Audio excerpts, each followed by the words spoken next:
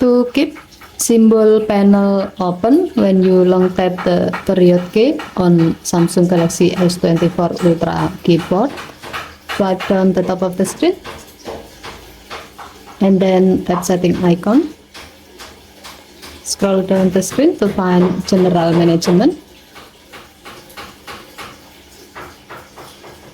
Tap General Management and then tap Samsung keyboard setting.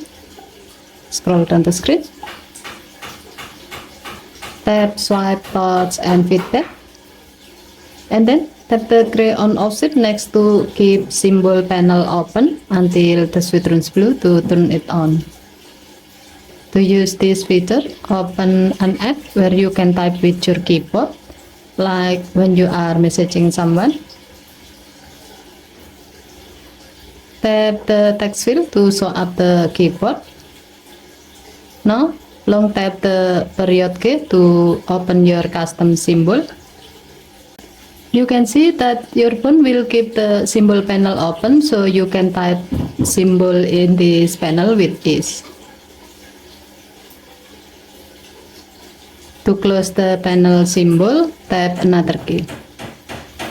Okay, thank you for watching. Please help to like and subscribe. Have a nice day.